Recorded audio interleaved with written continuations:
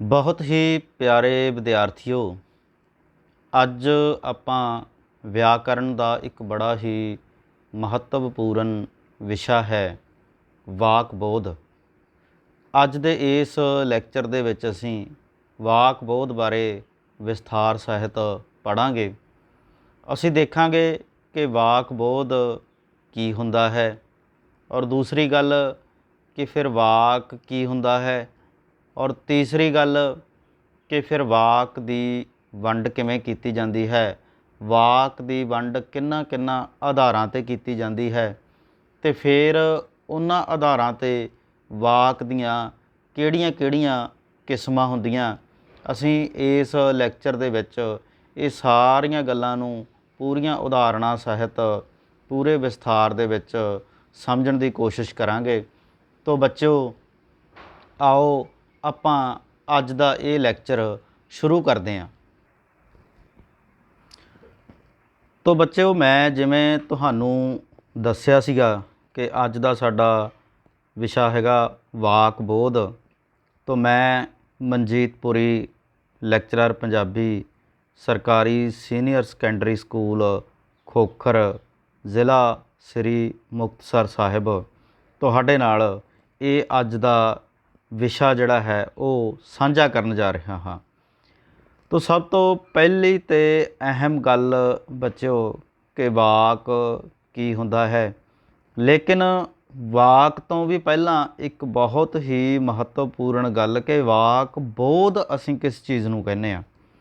ਤੋ ਵਾਕ ਬੋਧ ਕੀ ਚੀਜ਼ ਹੈ ਬੱਚਿਓ ਕਿ ਵਾਕ ਬੋਧ ਵਿਆਕਰਨ ਦਾ ਉਹ ਭਾਗ ਹੁੰਦਾ ਹੈ ਜਿਸ ਵਿੱਚ ਵਾਕ ਬਣਤਰ ਦੇ ਨਿਯਮਾਂ ਅਤੇ ਵਾਕਾਂ ਦੀ ਵੰਨਗੀ ਬਾਰੇ ਗੱਲ ਕੀਤੀ ਜਾਂਦੀ ਹੈ। ਦੇਖੋ ਬੱਚਿਓ, ਜਿੱਦਾਂ ਆਪਾਂ ਵਿਆਕਰਨ ਨੂੰ ਪੜ੍ਹਦੇ ਹਾਂ ਤਾਂ ਵਿਆਕਰਨ ਦੇ ਬਹੁਤ ਸਾਰੇ ਭਾਗ ਹੁੰਦੇ ਆ। ਵਿਆਕਰਨ ਦੇ ਵਿੱਚ ਅਸੀਂ ਸ਼ਬਦਾਂ ਬਾਰੇ ਵੀ ਪੜ੍ਹਦੇ ਹਾਂ, ਵਿਆਕਰਨ ਦੇ ਵਿੱਚ ਅਸੀਂ ਧੁਨੀਆਂ ਬਾਰੇ ਵੀ ਪੜ੍ਹਦੇ ਹਾਂ, ਵਿਆਕਰਨ ਦੇ ਵਿੱਚ ਅਸੀਂ ਸ਼ਬਦਾਂ ਦੇ ਅਰਥਾਂ ਬਾਰੇ ਵੀ ਪੜ੍ਹਦੇ ਹਾਂ, ਔਰ ਵਿਆਕਰਨ ਦੇ ਵਿੱਚ ਅਸੀਂ ਬਹੁਤ ਸਾਰੀਆਂ ਚੀਜ਼ਾਂ ਬਾਰੇ ਪੜ੍ਹਦੇ ਹਾਂ। ਤੋ ਵਿਆਕਰਨ ਦਾ ਉਹ ਭਾਗ ਜਿਹੜੇ ਭਾਗ ਦੇ ਵਿੱਚ ਵਾਕ ਬਣਤਰ ਦੇ ਨਿਯਮਾਂ ਅਤੇ ਦੂਸਰੀ ਗੱਲ ਵਾਕਾਂ ਦੀ ਵੰਨਗੀ ਬਾਰੇ ਪੜ੍ਹਿਆ ਜਾਂਦਾ, ਸਮਝਿਆ ਜਾਂਦਾ, ਵਿਆਕਰਨ ਦੇ ਉਸ ਭਾਗ ਨੂੰ ਵਾਕ ਬੋਧ ਕਿਹਾ ਜਾਂਦਾ ਹੈ। ਤੋ ਬੱਚੋ, ਇੱਕ ਤੁਹਾਡੀ ਜਾਣਕਾਰੀ ਲਈ ਹੋਰ ਵੀ ਇੱਥੇ ਇੱਕ ਜ਼ਰੂਰੀ ਗੱਲ ਉਹ ਇਹ ਹੈ ਕਿ ਵਿਆਕਰਨ ਦੇ 4 ਭਾਗ ਮੰਨੇ ਜਾਂਦੇ ਹੈ। ਸਭ ਤੋਂ ਪਹਿਲਾ ਭਾਗ ਹੈਗਾ ਵਿਆਕਰਨ ਦਾ ਧੁਨੀ ਬੋਧ, ਔਰ ਧੁਨੀ ਬੋਧ ਤੋਂ ਅਗਲਾ ਜਿਹੜਾ ਵਿਆਕਰਨ ਦਾ ਭਾਗ ਹੈਗਾ ਉਹ ਹੈਗਾ ਸ਼ਬਦ ਬੋਧ। ਸ਼ਬਦ ਬੋਧ ਤੋਂ ਬਾਅਦ ਜਿਹੜਾ ਹੁੰਦਾ ਉਹ ਹੁੰਦਾ, ਸ਼ਬਦ ਬੋਧ ਤੋਂ ਅਗਲਾ ਜਿਹੜਾ ਸਾਡੇ ਕੋਲ ਵਿਆਕਰਨ ਦਾ ਭਾਗ ਆ ਉਹ ਹੈ ਵਾਕ ਬੋਧ, ਅਤੇ ਚੌਥਾ ਭਾਗ ਹੈ ਸਾਡੇ ਕੋਲ ਅਰਥ ਬੋਧ। 4 ਭਾਗ ਹੁੰਦੇ ਨੇ ਵਿਆਕਰਨ ਦੇ। ਮੈਂ ਇੱਕ ਵਾਰ ਫੇਰ ਦੁਹਰਾ ਦਿੰਦਾ, ਧੁਨੀ ਬੋਧ, ਸ਼ਬਦ ਬੋਧ, ਵਾਕ ਬੋਧ ਅਤੇ ਅਰਥ ਬੋਧ। ਧੁਨੀ ਬੋਧ ਦੇ ਵਿੱਚ ਬੱਚਿਓ ਅਸੀਂ ਸ਼ਬਦ ਬਣਨ ਤੋਂ ਪਹਿਲਾਂ ਜਿਹੜੀਆਂ ਸਾਡੇ ਕੋਲ ਧੁਨੀਆਂ ਪਈਆਂ ਨੇ, ਧੁਨੀਆਂ ਕੀ ਹੁੰਦੀਆਂ ਨੇ, ਉਹਨਾਂ ਦੀਆਂ ਆਵਾਜ਼ਾਂ ਕੀ ਹੁੰਦੀਆਂ ਨੇ, ਉਹਨਾਂ ਦੀ ਵੰਡ ਕਿਵੇਂ ਕੀਤੀ ਜਾਂਦੀ ਹੈ, ਉਹ ਕਿਹੜੀ ਕਿਸਮ ਦੀਆਂ ਹੁੰਦੀਆਂ ਨੇ, ਜਿਹਦੇ ਵਿੱਚ ਇਹ ਅਸੀਂ ਸਾਰਾ ਕੁਝ ਪੜ੍ਹਦੇ ਹਾਂ, ਉਹ ਵਿਆਕਰਨ ਦੇ ਉਸ ਭਾਗ ਨੂੰ ਧੁਨੀ ਬੋਧ ਕਿਹਾ ਜਾਂਦਾ। ਦੂਸਰਾ ਭਾਗ ਹੈ ਸ਼ਬਦ ਬੋਧ, ਜਿਹਦੇ ਵਿੱਚ ਅਸੀਂ ਸ਼ਬਦਾਂ ਦੀਆਂ ਬਣਤਰਾਂ, ਸ਼ਬਦਾਂ ਦੀਆਂ ਕਿਸਮਾਂ, ਹੈ ਨਾ, ਸ਼ਬਦ ਕਿਵੇਂ ਬਣਦੇ ਆ, ਇਹ ਸਾਰੀਆਂ ਚੀਜ਼ਾਂ ਬਾਰੇ ਪੜ੍ਹਦੇ ਹਾਂ। ਵਿਆਕਰਨ ਦੇ ਉਸ ਭਾਗ ਨੂੰ ਅਸੀਂ ਸ਼ਬਦ ਬੋਧ ਕਹਿੰਦੇ ਹਾਂ। ਔਰ ਵਿਆਕਰਨ ਦਾ ਉਹ ਭਾਗ ਜਿਹਦੇ ਵਿੱਚ ਫਿਰ ਸ਼ਬਦਾਂ ਨੂੰ ਜੋੜ ਕੇ ਵਾਕ ਬਣ ਜਾਂਦੇ ਆ ਅਤੇ ਵਾਕ ਬਣਤਰ ਦੇ ਨਿਯਮ, ਵਾਕਾਂ ਦੀ ਵੰਨਗੀ ਬਾਰੇ ਗੱਲਬਾਤ ਕਰਦੇ ਹਾਂ, ਤਾਂ ਵਿਆਕਰਨ ਦਾ ਉਹ ਭਾਗ, ਉਸ ਭਾਗ ਨੂੰ ਅਸੀਂ ਵਾਕ ਬੋਧ ਕਹਿੰਦੇ ਹਾਂ। ਔਰ ਵਾਕ ਬੋਧ ਤੋਂ ਅੱਗੇ ਵਿਆਕਰਨ ਦਾ ਇੱਕ ਹੋਰ ਭਾਗ ਹੈ ਅਰਥ ਬੋਧ, ਜਿਹਦੇ ਵਿੱਚ ਅਸੀਂ ਵੱਖ-ਵੱਖ ਸ਼ਬਦਾਂ ਦੇ, ਵੱਖ-ਵੱਖ ਵਾਕਾਂ ਦੇ ਔਰ ਸਮੁੱਚੀ ਭਾਸ਼ਾ ਦੇ ਅਰਥਾਂ ਬਾਰੇ ਜਿਹੜਾ ਹੈਗਾ ਪੜ੍ਹਦੇ ਹਾਂ। ਉਸ ਭਾਗ ਨੂੰ, ਵਿਆਕਰਨ ਦੇ ਨੂੰ ਅਰਥ ਬੋਧ ਕਿਹਾ ਜਾਂਦਾ ਹੈ। ਤੋ ਅੱਜ ਅਸੀਂ ਵਿਆਕਰਨ ਦੇ ਇੱਕ ਤੀਸਰੇ ਪਾਰਟ, ਜਿਹਨੂੰ ਵਾਕ ਬੋਧ ਕਿਹਾ ਜਾਂਦਾ, ਉਹ ਪੜ੍ਹਨ ਦੀ ਕੋਸ਼ਿਸ਼ ਕਰ ਰਹੇ ਹਾਂ। तो सब तो पहला कि वाक बोध ਹੁੰਦਾ ਕੀ ਹੈ, मैं ਤੁਹਾਨੂੰ ਇਹ ਦੱਸ ਚੁੱਕਿਆ ਕਿ ਵਾਕ ਬਣਤਰ ਦੇ ਨਿਯਮਾਂ ਬਾਰੇ ਜਿਹਦੇ ਵਿੱਚ ਪੜ੍ਹਿਆ ਜਾਂਦਾ ਔਰ ਵਾਕਾਂ ਦੀ ਵੰਨਗੀ ਬਾਰੇ ਪੜ੍ਹਿਆ ਜਾਂਦਾ। ਅਗਲੀ ਗੱਲ ਅਸੀਂ ਕਰਨੀ ਹੈ ਕਿ ਫਿਰ ਵਾਕ ਕੀ ਹੁੰਦਾ ਹੈ। ਕਿ ਭਾਸ਼ਾ ਦੀ ਸਭ ਤੋਂ ਵੱਡੀ ਇਕਾਈ ਬੱਚਿਓ ਵਾਕ ਆ। ਜਿਵੇਂ ਮੈਂ ਤੁਹਾਨੂੰ ਪਹਿਲਾਂ ਦੱਸਿਆ ਸੀ ਕਿ ਸਭ ਤੋਂ ਪਹਿਲਾਂ ਸਾਡੇ ਕੋਲ ਧੁਨੀਆਂ ਨੇ, ਜਿਵੇਂ ਊੜਾ, ਆੜਾ, ਈੜੀ, ਹੈ ਨਾ, ਉਹਨਾਂ ਦੀਆਂ ਆਵਾਜ਼ਾਂ ਨੇ। ਉਹਨਾਂ ਨੂੰ ਜੋੜ ਕੇ ਸਾਡੇ ਕੋਲ ਸ਼ਬਦ ਬਣ ਜਾਂਦੇ ਆ, ਹੈ ਨਾ। ਘਰ, ਸ਼ਹਿਰ, ਬਾਜ਼ਾਰ, ਜਲੰਧਰ, ਫਰੀਦਕੋਟ, ਇੱਦਾਂ ਦੇ ਬਹੁਤ ਸਾਰੇ ਸ਼ਬਦ ਬਣਦੇ। ਇੱਕ ਅੱਖਰ ਦੇ ਸ਼ਬਦ ਤੋਂ ਲੈ ਕੇ ਸਾਡੇ ਕੋਲ 7-7, 8-8 ਅੱਖਰਾਂ ਦੇ ਸ਼ਬਦਾਂ ਤੱਕ ਸ਼ਬਦ ਹੈਗੇ ਆ। ਤਾਂ ਫਿਰ ਉਹਨਾਂ ਸ਼ਬਦਾਂ ਨੂੰ ਜੋੜ ਕੇ, ਉਹਨਾਂ ਸ਼ਬਦਾਂ ਨੂੰ ਇੱਕ ਖਾਸ ਤਰਤੀਬ 'ਚ ਬੰਨ੍ਹ ਕੇ ਵਾਕ ਬਣਦਾ। ਅਤੇ ਵਾਕ ਭਾਸ਼ਾ ਦੀ ਸਭ ਤੋਂ ਵੱਡੀ ਇਕਾਈ ਆ। ਭਾਸ਼ਾ ਦੇ ਵਿੱਚ ਵਾਕ ਤੋਂ ਵੱਡਾ ਕੁਝ ਵੀ ਨਹੀਂ ਹੁੰਦਾ ਗਾ। ਬਸ ਜਦੋਂ ਵੀ ਤੁਸੀਂ ਕੋਈ ਕਿਤਾਬ ਪੜ੍ਹੋਗੇ, ਜਦੋਂ ਵੀ ਤੁਸੀਂ ਇਸ ਕਿਤਾਬ ਦੇ ਵਿੱਚ ਭਾਸ਼ਾ ਨੂੰ ਪੜ੍ਹੋਗੇ ਤਾਂ ਤੁਸੀਂ ਦੇਖੋਗੇ ਕਿ ਇਹਦੇ ਵਿੱਚ ਵਾਕ ਆ ਸਾਰੇ। ਬਸ ਇੱਕ ਵਾਕ ਖਤਮ, ਉਦੋਂ ਬਾਅਦ ਡੰਡੀ ਜਾਂ ਕੁਐਸਚਨ ਮਾਰਕ ਜਾਂ ਕਿਸੇ ਕਿਸਮ ਦਾ ਹੋਰ ਚਿੰਨ੍ਹ, ਫਿਰ ਅਗਲਾ ਵਾਕ, ਫਿਰ ਅਗਲਾ ਵਾਕ, ਫਿਰ ਅਗਲਾ ਵਾਕ। ਐਂ ਵਾਕਾਂ ਨੂੰ ਜੋੜ ਕੇ ਸਮੁੱਚੀ ਭਾਸ਼ਾ ਜਿਹੜੀ ਹੈ ਉਹ ਬਣ ਜਾਂਦੀ ਹੈ। ਅਤੇ ਵਾਕ ਵਿਆਕਰਨਿਕ ਪੱਧਰ 'ਤੇ ਭਾਸ਼ਾ ਦੀ ਸਭ ਤੋਂ ਵੱਡੀ ਇਕਾਈ ਆ। ਵਾਕ ਤੋਂ ਵੱਡਾ ਭਾਸ਼ਾ ਦੇ ਵਿੱਚ, ਵਿਆਕਰਣ ਦੇ ਵਿੱਚ ਕੁਝ ਨਹੀਂ ਹੁੰਦਾ ਗਾ। ਇਹ ਗੱਲ ਚੰਗੀ ਤਰ੍ਹਾਂ ਸਮਝ ਲਓ ਕਿ ਵਾਕ ਭਾਸ਼ਾ ਦੀ ਸਭ ਤੋਂ ਵੱਡੀ ਇਕਾਈ ਆ। ਦੂਸਰੀ ਗੱਲ ਕਿ ਵਾਕ ਸ਼ਬਦਾਂ ਦੇ ਉਸ ਸਮੂਹ ਨੂੰ ਆਖਦੇ ਹਨ ਜਿਸ ਤੋਂ ਗੱਲ ਪੂਰੀ ਤਰ੍ਹਾਂ ਸਮਝ ਆ ਜਾਵੇ ਅਤੇ ਉਸ ਦਾ ਕੋਈ ਭਾਵ ਨਿਕਲਦਾ ਹੋਵੇ। ਇਹ ਬੜੀ ਇੰਪੋਰਟੈਂਟ ਗੱਲ ਆ ਕਿ ਵਾਕ ਇਕੱਲੇ ਸ਼ਬਦ ਨਹੀਂ ਹੁੰਦੇ ਗੇ, ਇਕੱਲੇ ਸ਼ਬਦਾਂ ਦਾ ਸਮੂਹ ਨਹੀਂ ਹੁੰਦਾ, ਬਲਕਿ ਵਾਕ ਉਹਨਾਂ ਸ਼ਬਦਾਂ ਦਾ ਸਮੂਹ ਹੁੰਦਾ ਜਿਨ੍ਹਾਂ ਤੋਂ ਸਾਨੂੰ ਗੱਲ ਆ ਜਿਹੜੀ ਉਹ ਸਮਝ ਲੱਗ ਜਾਂਦੀ ਹੈ ਔਰ ਉਹਦਾ ਕੋਈ ਨਾ ਕੋਈ ਭਾਵ ਵੀ ਨਿਕਲਦਾ, ਅਰਥ ਵੀ ਕੋਈ ਨਾ ਕੋਈ ਹੁੰਦਾ, ਹੈ ਨਾ। ਕਦੇ ਵੀ ਬੇਤਰਤੀਬੇ ਅਤੇ ਅਰਥਹੀਣ ਸ਼ਬਦਾਂ ਦੀ ਜਿਹੜੀ ਇੱਕ ਤੌਕਾ ਜਿਹੜੀ ਜਾਂ ਇੱਕ ਲਾਈਨ ਆ ਜਿਹੜੀ ਉਹ ਵਾਕ ਨਹੀਂ ਹੁੰਦੀ ਗੀ। ਵਾਕ ਹਮੇਸ਼ਾ ਉਹ ਲਾਈਨ ਹੁੰਦੀ ਆ, ਉਹ ਤੁਕ ਹੁੰਦੀ ਆ ਜਿਹਦਾ ਕੋਈ ਨਾ ਕੋਈ ਅਰਥ ਨਿਕਲਦਾ ਅਤੇ ਜਿਹੜੀ ਗੱਲ ਸਾਨੂੰ ਸਮਝ ਆ ਰਹੀ ਆ। ਇਹ ਇੱਕ ਬੜੀ ਜ਼ਰੂਰੀ ਗੱਲ ਹੈ। ਤੀਸਰੀ ਗੱਲ ਕਿ ਵਾਕ ਦੇ ਅੰਤ ਵਿੱਚ ਪੂਰਨ ਵਿਸ਼ਰਾਮ ਡੰਡੀ ਆਉਂਦਾ ਆਮ ਤੌਰ 'ਤੇ, ਹੈ ਨਾ। ਬਹੁਤੇ ਵਾਕਾਂ ਦੇ ਵਿੱਚ ਆਮ ਤੌਰ 'ਤੇ ਅੰਤ ਦੇ ਵਿੱਚ ਡੰਡੀ ਆ ਜਾਂਦੀ। ਜਿਵੇਂ ਦੇਖੋ ਜਿੰਨੇ ਵਾਕ ਹੁਣ ਤੱਕ ਮੈਂ ਇਸ ਸਕਰੀਨ ਦੇ ਉੱਪਰ ਤੁਸੀਂ ਦੇਖ ਰਹੇ ਹੋ, ਜਿੰਨੇ ਵੀ ਵਾਕ ਲਿਖੇ ਆ, ਦੇਖੋ ਇਹਦੇ ਪਿੱਛੇ ਵੀ ਡੰਡੀ ਆ ਗਈ, ਇਹਦੇ ਪਿੱਛੇ ਵੀ ਡੰਡੀ ਆ ਗਈ, ਇਹਦੇ ਪਿੱਛੇ ਵੀ ਡੰਡੀ ਆ ਗਈ ਔਰ ਇਹਦੇ ਪਿੱਛੇ ਵੀ ਡੰਡੀ ਆ ਗਈ। ਭਾਸ਼ਾ ਦੇ ਵਿੱਚ ਜ਼ਿਆਦਾਤਰ ਵਾਕਾਂ ਦੇ ਅੰਤ ਵਿੱਚ ਡੰਡੀ ਆਉਂਦੀ ਹੈ। ਕੁਝ ਕੁ ਵਾਕ ਹੁੰਦੇ ਆ ਜਿਨ੍ਹਾਂ 'ਚ ਕੋਈ ਪ੍ਰਸ਼ਨ ਪੁੱਛਿਆ ਜਾਂਦਾ, ਉਹਨਾਂ ਦੇ ਪਿੱਛੇ ਪ੍ਰਸ਼ਨ ਚਿੰਨ੍ਹ ਆ ਜਾਂਦਾ, ਅਤੇ ਜਾਂ ਕੋਈ ਖੁਸ਼ੀ, ਗਮੀ, ਹੈਰਾਨੀ ਪ੍ਰਗਟ ਕਰਨ ਵਾਲੇ ਵਾਕ ਹੁੰਦੇ ਆ, ਉਹਨਾਂ ਦੇ ਪਿੱਛੇ ਵਿਸਮਿਕ ਚਿੰਨ੍ਹ ਆ ਜਾਂਦਾ, ਜਿਹਦੇ ਬਾਰੇ ਆਪਾਂ ਅਗਲੇ ਇਸ ਲੈਕਚਰ ਦੇ ਦੌਰਾਨ ਹੀ ਅਗਲੀਆਂ ਸਲਾਈਡਾਂ ਦੇ ਵਿੱਚ ਦੇਖਾਂਗੇ ਕਿ ਉਹ ਕਿਹੜੇ ਵਾਕ ਹੁੰਦੇ ਆ, ਹੈ ਨਾ। ਤੋ ਇੱਕ ਮੋਟੀ ਜਿਹੀ ਗੱਲ ਕਿ ਵਾਕ ਕੀ ਹੁੰਦਾ, ਹੈ ਨਾ। ਮੈਂ ਫੇਰ ਦੁਹਰਾ ਦਿੰਦਾ ਕਿ ਵਾਕ ਭਾਸ਼ਾ ਦੀ ਵੱਡੀ ਤੋਂ ਵੱਡੀ ਇਕਾਈ ਆ। ਵਾਕ ਸ਼ਬਦਾਂ ਦਾ ਉਹ ਸਮੂਹ ਹੁੰਦਾ ਜਿਹਦੇ ਤੋਂ ਸਾਨੂੰ ਕੋਈ ਗੱਲ ਸਮਝ ਆ ਜਾਵੇ ਅਤੇ ਜਿਹਦਾ ਕੋਈ ਨਾ ਕੋਈ ਭਾਵ ਨਿਕਲੇ। ਅਤੇ ਆਮ ਤੌਰ 'ਤੇ ਵਾਕ, ਬਹੁਤੇ ਵਾਕਾਂ ਦੇ ਅੰਤ ਵਿੱਚ ਡੰਡੀ ਲੱਗੀ ਹੁੰਦੀ ਹੈ ਜਿਹਨੂੰ ਅਸੀਂ ਪੂਰਨ ਵਿਸ਼ਰਾਮ ਚਿੰਨ੍ਹ ਕਹਿੰਦੇ ਹਾਂ। ਤੋ ਅਗਲੀ ਗੱਲ ਕਿ ਵਾਕ ਦੇ ਦੋ ਹਿੱਸੇ ਮੰਨੇ ਜਾਂਦੇ ਆ। ਕਿਹੜੇ ਕਿਹੜੇ ਬੱਚਿਓ? ਵਾਕ ਦੇ ਮੁੱਖ ਤੌਰ 'ਤੇ ਦੋ ਹਿੱਸੇ ਮੰਨੇ ਜਾਂਦੇ ਜਿਹੜੇ ਅਸੀਂ ਉੱਪਰ ਆਹ ਲਿਖ ਚੁੱਕੇ ਹਾਂ, ਉਦੇਸ਼ ਅਤੇ ਵਿਦੇਹ।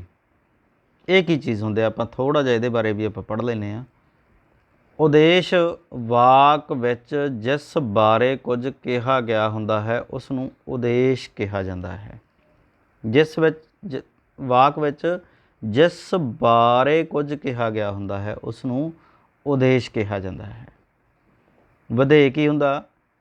ਵਾਕ ਵਿੱਚ ਜੋ ਉਦੇਸ਼ ਬਾਰੇ ਕਿਹਾ ਜਾਂਦਾ ਹੈ ਉਸ ਨੂੰ ਵਿਦੇਹ ਕਿਹਾ ਜਾਂਦਾ ਹੈ। ਦੋ ਚੀਜ਼ਾਂ, ਵਾਕ ਵਿੱਚ ਜਿਸ ਬਾਰੇ ਕੁਝ ਕਿਹਾ ਗਿਆ ਹੁੰਦਾ ਹੈ ਉਸ ਨੂੰ ਉਦੇਸ਼ ਕਿਹਾ ਜਾਂਦਾ, ਅਤੇ ਵਾਕ ਵਿੱਚ ਉਦੇਸ਼ ਬਾਰੇ ਜੋ ਕੁਝ ਕਿਹਾ ਜਾਂਦਾ ਹੈ ਉਸ ਨੂੰ ਵਿਦੇਹ ਕਿਹਾ ਜਾਂਦਾ। ਜਿਵੇਂ ਉਦਾਹਰਣ ਵਜੋਂ ਅਸੀਂ ਪਹਿਲਾ ਵਾਕ ਲੈਂਦੇ ਹਾਂ, ਕੁੱਤਾ ਭੌਂਕਦਾ ਹੈ। ਵਾਕ ਵਿੱਚ ਜਿਸ ਬਾਰੇ ਕੁਝ ਕਿਹਾ ਗਿਆ ਹੁੰਦਾ, ਵਾਕ ਵਿੱਚ ਕਿਸ ਬਾਰੇ ਕੁਝ ਕਿਹਾ ਗਿਆ? ਕੁੱਤੇ ਬਾਰੇ। ਇਸ ਕਰਕੇ ਕੁੱਤਾ ਕੀ ਆ? ਉਦੇਸ਼। ਵਾਕ ਵਿੱਚ ਜਿਸ ਬਾਰੇ ਕੁਝ ਕਿਹਾ ਗਿਆ ਹੁੰਦਾ। ਅਤੇ ਉਦੇਸ਼ ਬਾਰੇ ਜੋ ਕੁਝ ਕਿਹਾ ਗਿਆ ਹੁੰਦਾ ਉਹ ਵਿਧੇਯ ਹੁੰਦਾ। ਹੁਣ ਕੁੱਤਾ ਉਦੇਸ਼ ਆ ਅਤੇ ਕੁੱਤੇ ਬਾਰੇ ਕੀ ਕਿਹਾ ਗਿਆ ਕਿ ਉਹ ਭੌਂਕਦਾ ਹੈ, ਇਸ ਕਰਕੇ ਭੌਂਕਦਾ ਹੈ ਵਿਧੇਯ ਆ। ਜਿਸ ਬਾਰੇ ਕੁਝ ਕਿਹਾ ਗਿਆ ਹੁੰਦਾ ਉਹ ਉਦੇਸ਼, ਉਹਦੇ ਬਾਰੇ ਜੋ ਕੁਝ ਕਿਹਾ ਗਿਆ ਹੁੰਦਾ ਉਹ ਵਿਧੇਯ। ਜਿਵੇਂ ਇੱਕ ਹੋਰ ਵਾਕ ਵੇਖ ਲੈਂਦੇ ਹਾਂ ਕਿ ਇਹਦੇ ਵਿੱਚ ਕਿਹਦੇ ਬਾਰੇ ਗੱਲ ਕੀਤੀ ਗਈ ਆ, ਗੁਲਾਬ ਦਾ ਫੁੱਲ। ਆ ਦੇਖੋ, ਜਿਸ ਬਾਰੇ ਕੁਝ ਕਿਹਾ ਗਿਆ ਹੁੰਦਾ ਹੈ, ਗੁਲਾਬ ਦੇ ਫੁੱਲ ਬਾਰੇ ਕੁਝ ਕਿਹਾ ਗਿਆ। ਕੀ ਕਿਹਾ ਗਿਆ ਕਿ ਬੜਾ ਖੂਬਸੂਰਤ ਹੈ, ਗੁਲਾਬ ਦਾ ਫੁੱਲ ਬੜਾ ਖੂਬਸੂਰਤ ਹੈ। ਗੁਲਾਬ ਦਾ ਫੁੱਲ ਫਿਰ ਉਦੇਸ਼ ਹੋ ਗਿਆ ਅਤੇ ਬੜਾ ਖੂਬਸੂਰਤ ਹੈ ਜਿਹੜਾ ਉਹ ਵਿਧੇਯ ਹੋ ਗਿਆ। ਇਸੇ ਤਰ੍ਹਾਂ ਅਸੀਂ ਇੱਕ ਹੋਰ ਵਾਕ ਵੀ ਵੇਖ ਸਕਦੇ ਹਾਂ, ਉਹ ਸਮਝਦਾ ਹੈ। ਕਿਹਦੇ ਬਾਰੇ ਗੱਲ ਕੀਤੀ ਹੈ, ਉਸ ਬਾਰੇ ਗੱਲ ਕੀਤੀ ਹੈ ਕਿ ਉਹ ਕੀ ਸਮਝਦਾ, ਕਿ ਉਹ ਸਿਆਣਾ ਹੈ। ਕਿ ਉਹ ਸਿਆਣਾ ਹੈ ਵਿਧੇਯ, ਉਹ ਸਮਝਦਾ ਹੈ ਉਦੇਸ਼, ਹੈ ਨਾ। ਸੋ ਇੱਦਾਂ ਬੱਚੋ ਵਾਕ ਦੇ ਦੋ ਹਿੱਸੇ ਮੰਨੇ ਜਾਂਦੇ ਆ, ਇੱਕ ਉਦੇਸ਼ ਅਤੇ ਦੂਸਰਾ ਵਿਧੇਯ। ਅਗਲੀ ਮਹੱਤਵਪੂਰਨ ਗੱਲ, ਵਾਕ ਦੀ ਵੰਡ। ਫਿਰ ਅਸੀਂ ਸਮਝਣਾ ਹੈ ਕਿ ਵਾਕ ਦੀਆਂ ਕਿਸਮਾਂ ਕਿਹੜੀਆਂ ਕਿਹੜੀਆਂ ਹੁੰਦੀਆਂ, ਕਿੰਨੀ ਤਰ੍ਹਾਂ ਦੀਆਂ ਹੁੰਦੀਆਂ ਅਤੇ ਕਿਹੜੀਆਂ ਕਿਹੜੀਆਂ ਹੁੰਦੀਆਂ, ਅਤੇ ਇਸ ਆਧਾਰ 'ਤੇ ਵਾਕ ਕਿਹੜੇ ਕਿਹੜੇ ਹੁੰਦੇ ਆ ਅਤੇ ਕਿੰਨੀ ਤਰ੍ਹਾਂ ਦੇ ਹੁੰਦੇ ਆ, ਹੈ ਨਾ। ਤੋ ਵਾਕ ਦੀ ਵੰਡ ਬੱਚਿਓ ਦੋ ਆਧਾਰਾਂ 'ਤੇ ਕੀਤੀ ਜਾਂਦੀ ਆ। ਪਹਿਲਾ ਆਧਾਰ ਹੈ ਬਣਤਰ ਦੇ ਆਧਾਰ 'ਤੇ ਅਤੇ ਦੂਸਰਾ ਆਧਾਰ ਹੈ ਕਾਰਜ ਦੇ ਆਧਾਰ 'ਤੇ। ਤੋ ਦੋਨੋਂ ਤਰ੍ਹਾਂ ਦੀ ਵੰਡ ਅਸੀਂ ਇਸ ਲੈਕਚਰ ਦੇ ਦੌਰਾਨ ਕਰਾਂਗੇ। ਤੋ ਪਹਿਲੀ ਤਰ੍ਹਾਂ ਦੀ ਵੰਡ ਅਸੀਂ ਕਰਨ ਜਾ ਰਹੇ ਹਾਂ ਬਣਤਰ ਦੇ ਆਧਾਰ 'ਤੇ। ਬਣਤਰ ਦੇ ਆਧਾਰ 'ਤੇ ਬੱਚਿਓ ਉਹ ਵੰਡ ਹੁੰਦੀ ਹੈ ਕਿ ਵਾਕ ਬਣੇ ਕਿਵੇਂ ਆ, ਕਿਹੜੀਆਂ ਕਿਹੜੀਆਂ ਵਾਕ ਬਣਤਰ ਦੇ ਵਿੱਚ ਕਿਹੜੀਆਂ ਕਿਹੜੀਆਂ ਚੀਜ਼ਾਂ ਕਾਰਗਰ ਨੇ, ਕੋਈ ਵਾਕ ਕਿਸ ਢੰਗ ਨਾਲ ਬਣ ਰਿਹਾ, ਉਸ ਆਧਾਰ 'ਤੇ ਵਾਕ ਦੀਆਂ ਤਿੰਨ ਕਿਸਮਾਂ ਮੰਨੀਆਂ ਜਾਂਦੀਆਂ, ਸਧਾਰਨ ਵਾਕ, ਸੰਯੁਕਤ ਵਾਕ ਅਤੇ ਮਿਸ਼ਰਤ ਵਾਕ। ਤੋ ਅਸੀਂ ਹੁਣ ਇਹਨਾਂ ਤਿੰਨਾਂ ਵਾਕਾਂ ਬਾਰੇ ਵਿਸਥਾਰ ਸਹਿਤ ਪੜ੍ਹਦੇ ਹਾਂ। ਤਾਂ ਸਭ ਤੋਂ ਪਹਿਲਾਂ ਸਾਡੇ ਕੋਲ ਹੈ ਸਧਾਰਨ ਵਾਕ। ਯਾਦ ਰੱਖਿਓ ਕਿ ਅਸੀਂ ਪਹਿਲੀ ਕਿਸਮ ਦੀ ਵੰਡ ਕਰ ਰਹੇ ਹਾਂ ਬਣਤਰ ਦੇ ਆਧਾਰ 'ਤੇ। ਵਾਕ ਦੀ ਵੰਡ ਦੋ ਕਿਸਮਾਂ ਨਾਲ ਕੀਤੀ ਜਾਂਦੀ ਹੈ, ਦੋ ਢੰਗਾਂ ਨਾਲ ਕੀਤੀ ਜਾਂਦੀ ਆ, ਬਣਤਰ ਦੇ ਆਧਾਰ 'ਤੇ ਅਤੇ ਕਾਰਜ ਦੇ ਆਧਾਰ 'ਤੇ। ਅਤੇ ਅਸੀਂ ਸਭ ਤੋਂ ਪਹਿਲਾਂ ਬਣਤਰ ਦੇ ਆਧਾਰ 'ਤੇ ਕੀਤੀ ਗਈ ਵੰਡ ਪੜ੍ਹ ਰਹੇ ਹਾਂ, ਜਿਹਦੇ 'ਚ ਤਿੰਨ ਤਰ੍ਹਾਂ ਦੇ ਵਾਕ ਹੁੰਦੇ ਆ, ਸਧਾਰਨ ਵਾਕ, ਸੰਯੁਕਤ ਵਾਕ ਅਤੇ ਮਿਸ਼ਰਤ ਵਾਕ। ਤਾਂ ਸਭ ਤੋਂ ਪਹਿਲਾਂ ਹੈ ਸਧਾਰਨ ਵਾਕ, ਜਿਸ ਵਿੱਚ ਇੱਕ ਹੀ ਉਦੇਸ਼ ਹੋਵੇ ਅਤੇ ਇੱਕ ਹੀ ਵਿਧੇਯ ਹੋਵੇ। ਜਿਵੇਂ ਬੱਚਿਓ ਆਪਾਂ ਹੁਣ ਪਿਛਲੀ ਸਲਾਈਡ ਦੇ ਵਿੱਚ ਪੜ੍ਹ ਕੇ ਆਏ ਹਾਂ ਕਿ ਉਦੇਸ਼ ਕੀ ਹੁੰਦਾ ਅਤੇ ਵਿਧੇਯ ਕੀ ਹੁੰਦਾ। ਜਿਹੜੇ ਵਾਕ ਦੇ ਵਿੱਚ ਇੱਕ ਹੀ ਉਦੇਸ਼ ਹੋਵੇ ਅਤੇ ਇੱਕ ਹੀ ਵਿਧੇਯ ਹੋਵੇ, ਉਸ ਵਾਕ ਨੂੰ ਅਸੀਂ ਸਧਾਰਨ ਵਾਕ ਕਹਿੰਦੇ ਹਾਂ। ਦੂਸਰੀ ਗੱਲ, ਜਿਸ ਨੂੰ ਵੱਖ-ਵੱਖ ਉਪ ਵਾਕਾਂ ਵਿੱਚ ਨਾ ਵੰਡਿਆ ਜਾ ਸਕੇ, ਉਸ ਵਾਕ ਨੂੰ ਅਸੀਂ ਸਧਾਰਨ ਵਾਕ ਕਹਿੰਦੇ ਹਾਂ। ਸਧਾਰਨ ਵਾਕ ਉਹ ਵਾਕ ਹੁੰਦਾ ਜਿਹਦੇ 'ਚ ਇੱਕ ਉਦੇਸ਼ ਹੋਵੇ, ਇੱਕ ਵਿਧੇਯ ਹੋਵੇ। ਉਹ ਦੂਜਾ ਹੈ ਕਿ ਉਹਨੂੰ ਹੋਰ ਛੋਟਾ ਨਹੀਂ ਕੀਤਾ ਜਾ ਸਕਦਾ, ਹੋਰ ਉਪ ਵਾਕਾਂ 'ਚ ਨਹੀਂ ਵੰਡਿਆ ਜਾ ਸਕਦਾ, ਉਸ ਵਾਕ ਨੂੰ ਅਸੀਂ ਸਧਾਰਨ ਵਾਕ ਕਹਿੰਦੇ ਹਾਂ। ਔਰ ਤੀਸਰੀ ਜਿਹੜੀ ਖਾਸ ਗੱਲ ਸਧਾਰਨ ਵਾਕ 'ਚ ਕੀ ਹੁੰਦੀ ਹੈ ਕਿ ਉਹਦੇ ਵਿੱਚ ਕਿਰਿਆ ਵੀ ਜਿਹੜੀ ਆ ਉਹ ਇੱਕ ਹੀ ਹੁੰਦੀ ਆ, ਇੱਕ ਤੋਂ ਵੱਧ ਨਹੀਂ ਹੁੰਦੀਆਂ ਹੈਗੀਆਂ। ਜੇ ਕਿਰਿਆਵਾਂ ਇੱਕ ਤੋਂ ਵੱਧ ਹੋ ਜਾਣ, ਉਦੇਸ਼ ਇੱਕ ਤੋਂ ਵੱਧ ਹੋ ਜਾਣ, ਵਿਧੇਯ ਇੱਕ ਤੋਂ ਵੱਧ ਹੋ ਜਾਣ, ਫਿਰ ਉਹ ਸਧਾਰਨ ਵਾਕ ਨਹੀਂ ਹੁੰਦਾ ਗਾ। ਸਧਾਰਨ ਵਾਕ ਦੀ ਸ਼ਰਤ ਹੀ ਇਹੋ ਆ ਕਿ ਉਹਦੇ 'ਚ ਇੱਕ ਹੀ ਉਦੇਸ਼ ਹੁੰਦਾ, ਇੱਕ ਹੀ ਵਿਧੇਯ ਹੁੰਦਾ, ਇੱਕ ਹੀ ਕਿਰਿਆ ਹੁੰਦੀ ਆ, ਅਤੇ ਉਹਨੂੰ ਅਸੀਂ ਹੋਰ ਛੋਟਾ ਨਹੀਂ ਕਰ ਸਕਦੇ, ਹੋਰ ਉਪ ਵਾਕਾਂ ਵਿੱਚ ਨਹੀਂ ਵੰਡ ਸਕਦੇ। ਉਦਾਹਰਣ ਵਜੋਂ ਜਿਵੇਂ ਦੇਖੋ ਆ ਵਾਕ ਆ ਸਾਡੇ ਕੋਲ ਕਿ ਰਜਿੰਦਰ ਕਿਤਾਬ ਪੜ੍ਹ ਰਹੀ ਹੈ। ਇਹ ਸਾਡਾ ਸਧਾਰਨ ਵਾਕ ਆ, ਇਹਦੇ ਵਿੱਚ ਇੱਕ ਹੀ ਉਦੇਸ਼ ਆ। ਉਦੇਸ਼ ਕੀ ਆ? ਰਜਿੰਦਰ। ਵਿਧੇਯ ਕੀ ਆ? ਕਿਤਾਬ ਪੜ੍ਹ ਰਹੀ ਹੈ। ਉਦੇਸ਼ ਕਿਵੇਂ ਬਣੀ ਰਜਿੰਦਰ? ਵਾਕ ਵਿੱਚ ਕਿਸ ਬਾਰੇ ਗੱਲ ਹੋ ਰਹੀ ਆ? ਰਜਿੰਦਰ ਬਾਰੇ, ਇਸ ਕਰਕੇ ਰਜਿੰਦਰ ਉਦੇਸ਼। ਰਜਿੰਦਰ ਬਾਰੇ ਕੀ ਗੱਲ ਹੋ ਰਹੀ ਹੈ? ਕਿ ਉਹ ਕਿਤਾਬ ਪੜ੍ਹ ਰਹੀ ਆ, ਵਿਧੇਯ। ਹੁਣ ਇਹਦੇ ਵਿੱਚ ਦੇਖੋ ਇੱਕ ਹੀ ਉਦੇਸ਼ ਆ ਅਤੇ ਇੱਕ ਹੀ ਵਿਧੇਯ ਆ, ਇਸ ਕਰਕੇ ਇਹ ਸਧਾਰਨ ਵਾਕ ਆ। ਇਹਨੂੰ ਹੋਰ ਉਪ ਵਾਕਾਂ 'ਚ ਨਹੀਂ ਵੰਡਿਆ ਜਾ ਸਕਦਾ, ਛੋਟਾ ਨਹੀਂ ਕੀਤਾ ਜਾ ਸਕਦਾ। ਅਤੇ ਇੱਕ ਹੀ ਕਿਰਿਆ ਇਹਦੇ ਵਿੱਚ ਦੇਖੋ, ਪੜ੍ਹ ਰਹੀ ਹੈ, ਇੱਕ ਹੀ ਕਿਰਿਆ ਹੋ ਰਹੀ ਹੈ, ਕੋਈ ਦੋ ਕਿਰਿਆਵਾਂ ਨਹੀਂ ਹੋ ਰਹੀ, ਸਿਰਫ ਕਿਤਾਬ ਪੜ੍ਹਨ ਦੀ ਕਿਰਿਆ ਹੋ ਰਹੀ ਹੈ, ਕੋਈ ਦੂਸਰੀ ਕਿਰਿਆ ਨਹੀਂ ਹੋ ਰਹੀ, ਹੈ ਨਾ। ਇਸੇ ਤਰ੍ਹਾਂ ਸਾਡੇ ਕੋਲ ਇੱਕ ਹੋਰ ਵਾਕ ਹੈ ਕਿ ਬੱਚਾ ਰੋ ਰਿਹਾ ਹੈ। ਹੁਣ ਉਦੇਸ਼ ਕੀ ਆ? ਬੱਚਾ। ਰੋ ਰਿਹਾ ਹੈ, ਵਿਧੇਯ। क्योंकि उदेश किहदे बारे गल हो रही है, बच्चे बारे। इस करके बच्चा उदेश रो रहा है, विधेय है ना। तो एक ही उदेश आ, एक ही विधेय है। इस करके ये जिहड़ा साडा वाक आ ये सधारण वाक आ। है ना। दूजी तरह का वाक संयुक्त वाक हुंदा बच्चो। संयुक्त वाक दे विच की खास गल आ कि जिस वाक विच दो जां दो तो वध सधारण वाकां नूं योजक की सहायता नाल जोड़िया जाता। देखो जिहड़े पिछली स्लाइड दे विच असीं वाक पढ़े आ सधारण वाक, जदों उन्हां दो सधारण वाकां नूं आपस विच जोड़ दिता जाता तां उदों संयुक्त वाक बन जाता। खासियत की आ कि ये जुड़े हुए वाक सुतंत्र रूप विच भी विचरण की समर्था रखते हैं। मतलब की है इस गल का बच्चों कि जे असीं उन्हां वाकां नूं अलग अलग भी पढ़ना चाहिए, अलग अलग भी लिखना चाहिए, तो वो असीं अलग अलग भी लिख सकते हैं ते इकट्ठे भी लिख सकते हैं। वो संयुक्त वाक हुंदा जिहदे च दो वाक दो जुड़े हुए हुंदे आ, दो तो वध भी जुड़े हो सकते आ। पर उन्हां च खासियत की है कि जे असीं उन्हां नूं कल्ले कल्ले करके लिखना चाहिए तो वो कल्ले कल्ले भी लिखे जा सकते। जिवें हुण साडे कोले दो वाक आ, खुशबू कविता लिखती रही अते मैं बोलती रही। वाक साडे कोले दो आ, एक तो इत्थों तक आ खुशबू कविता लिखती रही, और दूसरा वाक हैगा मैं बोलती रही। और आ जिहड़ा अते विचाले लग गया बच्चों, इहनूं असीं कहने आ योजक। योजक वो शब्द हुंदे आ जिहड़े दो वाकां नूं आपस विच जोड़न दा काम करदे आ। ਅਤੇ ਲੱਗਣ ਨਾਲ ਇਹ ਦੋ ਵਾਕ ਆਪਸ ਵਿੱਚ ਜੁੜ ਗਏ। ਜਦੋਂ ਇਹ ਦੋ ਵਾਕ ਆਪਸ ਵਿੱਚ ਜੁੜ ਜਾਂਦੇ ਆ ਤਾਂ ਇਹ ਸੰਯੁਕਤ ਵਾਕ ਬਣ ਜਾਂਦਾ। ਪਰ ਇਹਨਾਂ 'ਚ ਸ਼ਰਤ ਇਹ ਆ ਕਿ ਅਸੀਂ ਜੇ ਚਾਹੀਏ ਤਾਂ ਇਹਨਾਂ ਨੂੰ ਇਕੱਲੇ ਇਕੱਲੇ ਵੀ ਲਿਖ ਸਕਦੇ ਹਾਂ। ਦੇਖੋ ਅਸੀਂ ਇਹਨੂੰ ਇਉਂ ਵੀ ਲਿਖ ਸਕਦੇ ਹਾਂ ਵੀ ਖੁਸ਼ਬੂ ਕਵਿਤਾ ਲਿਖਦੀ ਰਹੀ, ਫਿਰ ਡੰਡੀ, ਮੈਂ ਬੋਲਦੀ ਰਹੀ, ਫਿਰ ਡੰਡੀ। ਦੋਨੋਂ ਵਾਕ ਅਲੱਗ ਅਲੱਗ ਲਿਖੇ ਜਾ ਸਕਦੇ ਆ।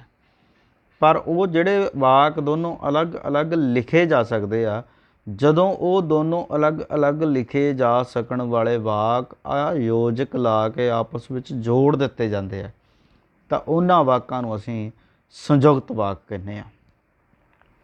इस तरह एक होर उदाहरण आ साडे कोले, मोहन ने गीत गाया अते सोहन ने कविता पढ़ी। देखो चंगी तरह माड़ा जिहा हटा दिना मैं ताकि तुहानूं चंगी तरह ये वाक समझ लग जाए। मोहन ने गीत गाया अते सोहन ने कविता पढ़ी। दो वाक आ ते आ विचाले लग गया योजक। इस योजक की सहायता नाल असीं आ दोनों वाक जोड़ते, इस करके ये संयुक्त वाक बन गया। तो जे असीं चाहिए तो ये दोनों वाक अलग अलग भी लिखे जा सकते हैं। अलग अलग असीं किवें लिख सकते हैं? मोहन ने गीत गाया डंडी, सोहन ने कविता पढ़ी डंडी। ये दोनों वाक आ जिहड़े ये अलग अलग लिखे जा सकते हैं। पर जदों असीं इन्हां दे विचाले योजक ला के इन्हां नूं जोड़ता दोवें बराबर दे वाकां नूं तां ये साडा संयुक्त वाक बन गया। तो दो तरह के वाक हो चुके आ, सधारण वाक ते दूसरा संयुक्त वाक। सधारण वाक देखो बच्चों आ दोनों कल्ले कल्ले जे होण अते विचाले ना लग्या होवे तां ये दोनों सधारण वाक आ। जदों अते विचाले ला के दोवां नूं जोड़ता तां ये संयुक्त वाक बन गया। अगे तीसरी तरह का साडा वाक है मिश्रित वाक। इस वाक विच भी दो जां दो तो वध वाक आपस विच योजक की सहायता नाल जोड़े जाते हैं। पर आपस में जुड़े हुए सारे वाक सुतंत्र रूप विच विचरण की समर्था नहीं रखते। जिवें असीं पिछे पढ़िया सी कि जे असीं उन्हां नूं अलग अलग लिखना चाहिए तो वो अलग अलग भी लिखे जा सकते हैं। पर इहदे विच शर्त यह आ कि इन्हां वाकां नूं असीं अलग अलग नहीं लिख सकते, है ना, सुतंत्र नहीं लिख सकते। कि जिवें इन्हां वाकां विचों एक वाक मुख उपवाक हुंदा है ते दूजा उहदे अधीन हुंदा। मतलब की है कि जे असीं मुख उपवाक हटा दईए तो जिहड़ा दूजा वाक बाकी बच जू, उहदा कोई अर्थ नहीं रहना गा। उहनूं असीं कल्ले नूं अलग करके नहीं लिख सकते। ਜਿਵੇਂ ਸਧਾਰਨ ਵਾਕ 'ਚ ਅਸੀਂ ਲਿਖ ਸਕਦੇ ਸੀ, ਪਰ ਮਿਸ਼ਰਤ ਵਾਕ 'ਚ ਅਸੀਂ ਇਹ ਗੱਲ ਨਹੀਂ ਕਰ ਸਕਦੇ। ਮਿਸ਼ਰਤ ਵਾਕ ਦੀ ਪਛਾਣ ਇਹੀ ਹੈ। ਜਿਵੇਂ ਸਾਡੇ ਕੋਲੇ ਦੋ ਵਾਕ ਆ। ਉਸਨੇ ਕਿਹਾ ਅੱਜ ਤੋਂ ਸਾਡੇ ਸਕੂਲ ਵਿੱਚ ਵਿਗਿਆਨ ਮੇਲਾ ਸ਼ੁਰੂ ਹੋ ਰਿਹਾ ਹੈ। ਦੋ ਵਾਕ ਆ। ਉਸਨੇ ਕਿਹਾ ਇੱਕ ਵਾਕ, ਅੱਜ ਤੋਂ ਸਾਡੇ ਸਕੂਲ ਵਿੱਚ ਵਿਗਿਆਨ ਮੇਲਾ ਸ਼ੁਰੂ ਹੋ ਰਿਹਾ ਹੈ ਦੂਸਰਾ ਵਾਕ, ਅਤੇ ਵਿਚਾਲੇ ਲੱਗ ਗਿਆ ਯੋਜਕ। ਕੇ ਆ ਜਿਹੜਾ ਇਹ ਬੱਚੋ ਯੋਜਕ ਆ। ਹੁਣ ਇਸ ਵਾਕ ਨੂੰ ਤਾਂ ਅਸੀਂ ਇਕੱਲਾ ਲਿਖ ਸਕਦੇ ਹਾਂ ਕਿ ਅੱਜ ਤੋਂ ਸਾਡੇ ਸਕੂਲ ਵਿੱਚ ਵਿਗਿਆਨ ਮੇਲਾ ਸ਼ੁਰੂ ਹੋ ਰਿਹਾ ਹੈ। ਇਸ ਕਰਕੇ ਇਹ ਮੁੱਖ ਉਪਵਾਕ ਆ, ਇਹਨੂੰ ਅਸੀਂ ਇਕੱਲੇ ਨੂੰ ਲਿਖ ਸਕਦੇ ਹਾਂ। ਪਰ ਦੂਸਰਾ ਵਾਕ ਆ ਜਿਹੜਾ ਉਸਨੇ ਕਿਹਾ, ਜੇ ਉਸਨੇ ਕਿਹਾ ਆਪਾਂ ਇਕੱਲਾ ਲਿਖਾਂਗੇ ਤਾਂ ਇਹਦਾ ਕੋਈ ਅਰਥ ਨਹੀਂ ਬਣਨਾ, ਕੋਈ ਮਤਲਬ ਨਹੀਂ ਬਣਨਾ। ਜਦੋਂ ਇਸ ਤਰ੍ਹਾਂ ਦਾ ਵਾਕ ਹੋਵੇ ਜਿਹਦੇ 'ਚ ਇੱਕ ਵਾਕ ਦਾ ਤਾਂ ਕੋਈ ਨਾ ਕੋਈ ਅਰਥ ਇਕੱਲੇ ਦਾ ਬਣਦਾ ਹੋਵੇ, ਪਰ ਦੂਜੇ ਵਾਕ ਦਾ ਅਰਥ ਪਹਿਲੇ ਵਾਕ ਨਾਲ ਜੁੜ ਕੇ ਹੀ ਬਣਦਾ ਹੋਵੇ, ਤਾਂ ਉਸ ਕਿਸਮ ਦੇ ਵਾਕ ਨੂੰ ਅਸੀਂ ਮਿਸ਼ਰਤ ਵਾਕ ਕਹਿੰਦੇ ਹਾਂ। ਭਾਵ ਕਿ ਜਿਨ੍ਹਾਂ ਵਾਕਾਂ ਨੂੰ ਅਲੱਗ-ਅਲੱਗ ਕਰਕੇ ਨਹੀਂ ਲਿਖਿਆ ਜਾ ਸਕਦਾ, ਇਕੱਠੇ ਹੀ ਲਿਖਿਆ ਜਾ ਸਕਦਾ ਹੈ। ਇੱਕ ਹੋਰ ਉਦਾਹਰਣ ਦੇਖ ਲੈਂਦੇ ਹਾਂ। ਹਰਪ੍ਰੀਤ ਖੁਸ਼ ਹੈ ਕਿਉਂਕਿ ਉਹ ਜਮਾਤ ਵਿੱਚ ਪਹਿਲੇ ਨੰਬਰ 'ਤੇ ਆਈ ਹੈ। ਦੇਖੋ, ਜਦੋਂ ਦੋਵੇਂ ਵਾਕ ਇੱਕ ਦੂਜੇ ਨਾਲ ਜੁੜ ਜਾਂਦੇ ਆ, ਕੋਰਿਲੇਸ਼ਨ ਬਣ ਜਾਂਦਾ। ਦੇਖੋ, ਹਰਪ੍ਰੀਤ ਦੀ ਖੁਸ਼ੀ ਦਾ ਕਾਰਨ ਆਹ ਵਾਕ ਆ। ਜਦੋਂ ਇਹ ਦੋਵੇਂ ਵਾਕ ਜੁੜਨਗੇ ਆਪਸ ਵਿੱਚ, ਫਿਰ ਇੱਕ ਸੰਪੂਰਨ ਵਾਕ ਬਣੂਗਾ। ਨਹੀਂ ਤਾਂ ਇੱਕ ਵਾਕ ਆ ਜਿਹੜਾ ਦੂਜੇ ਤੋਂ ਬਿਨਾਂ ਅਧੂਰਾ ਰਹਿ ਜਾਣਾ। ਜੇ ਅਸੀਂ ਐਂ ਲਿਖ ਦਈਏ ਕਿ ਹਰਪ੍ਰੀਤ ਖੁਸ਼ ਹੈ ਕਿਉਂਕਿ ਗਾਂਹ ਕੁਛ ਨਹੀਂ ਪਤਾ ਵੀ ਕਿਉਂ ਖੁਸ਼ ਹੈ ਨਾ। ਤੋ ਇੱਦਾਂ ਦੋਵੇਂ ਵਾਕ ਜੁੜ ਕੇ ਜਿਹੜਾ ਮਿਸ਼ਰਣ ਬਣਦਾ ਹੈ ਨਾ ਦੋਨੇ ਵਾਕਾਂ ਦਾ, ਦੋਨੇ ਵਾਕਾਂ ਦੇ ਅਰਥ ਇੱਕ ਦੂਜੇ ਨਾਲ ਜੁੜ ਜਾਂਦੇ ਆ, ਤਾਂ ਉਹ ਸਾਡਾ ਜਿਹੜਾ ਹੈਗਾ ਬੱਚੋ ਮਿਸ਼ਰਤ ਵਾਕ ਬਣ ਜਾਂਦਾ। ਇਹ ਸਾਡੀ ਪਹਿਲੀ ਕਿਸਮ ਦੀ ਵੰਡ ਸੀਗੀ, ਜਿਹੜੀ ਵੰਡ ਨੂੰ ਅਸੀਂ ਕਹਿੰਦੇ ਆ ਬਣ। ਦੂਜੀ ਤਰ੍ਹਾਂ ਦੀ ਸਾਡੀ ਜਿਹੜੀ ਵੰਡ ਆ ਉਹ ਹੈ ਕਾਰਜ ਦੇ ਆਧਾਰ 'ਤੇ, ਕਿ ਅਸੀਂ ਵਾਕਾਂ ਤੋਂ ਕੰਮ ਕੀ ਲੈਂਦੇ ਹਾਂ, ਕਿਸ ਕਿਸ ਕਿਸਮ ਦਾ ਕਾਰਜ ਕਰਵਾਉਣੇ ਆ ਵਾਕਾਂ ਤੋਂ। ਤਾਂ ਉਸ ਆਧਾਰ 'ਤੇ ਵਾਕ ਜਿਹੜੇ ਹੈ ਉਹ ਬੱਚਿਓ ਮੈਂ ਤੁਹਾਡੇ ਸਾਹਮਣੇ ਡਿਸਪਲੇ ਕਰ ਰਿਹਾ। ਚਾਰ ਤਰ੍ਹਾਂ ਦੇ ਹੁੰਦੇ ਆ: ਹਾਂ ਵਾਚਕ ਵਾਕ, ਨਾ ਵਾਚਕ ਵਾਕ, ਪ੍ਰਸ਼ਨਵਾਚਕ ਵਾਕ ਅਤੇ ਵਿਸਮੈਵਾਚਕ ਵਾਕ।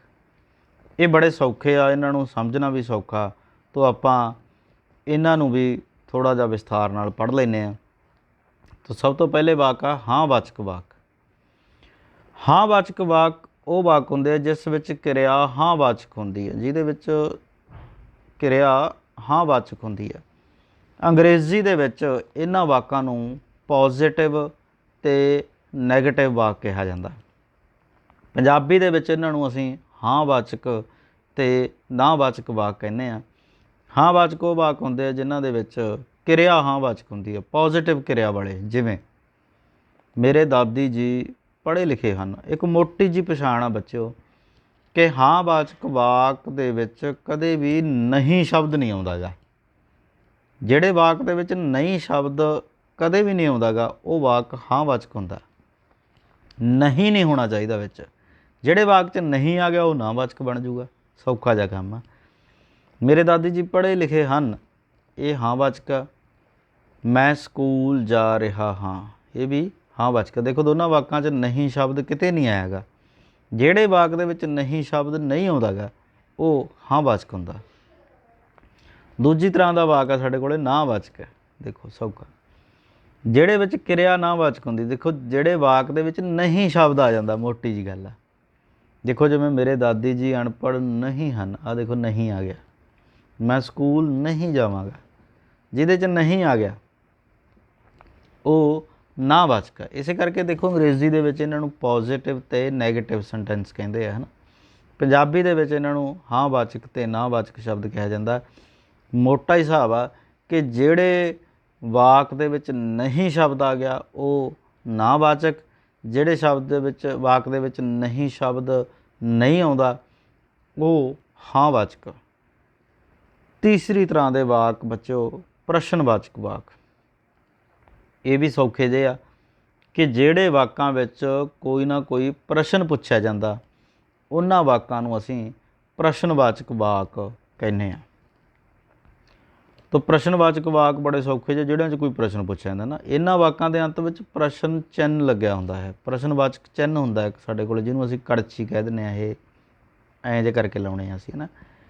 ਤਾਂ ਉਹ ਪ੍ਰਸ਼ਨਵਾਚਕ ਚਿੰਨ੍ਹ ਆ ਜਿਹੜਾ ਇਹ ਵਾਕਾਂ ਦੇ ਅੰਤ ਵਿੱਚ ਲੱਗਿਆ ਹੁੰਦਾ। ਪ੍ਰਸ਼ਨਵਾਚਕ ਵਾਕ ਦੀ ਪਛਾਣ ਹੀ ਇਹ ਆ ਕਿ ਜਿਹੜੇ ਵਾਕ ਦੇ ਮਗਰ ਪ੍ਰਸ਼ਨਵਾਚਕ ਚਿੰਨ੍ਹ ਲੱਗਿਆ ਹੋਇਆ ਉਹ ਵਾਕ ਆ ਜਿਹੜਾ ਪ੍ਰਸ਼ਨਵਾਚਕ ਵਾਕ ਆ।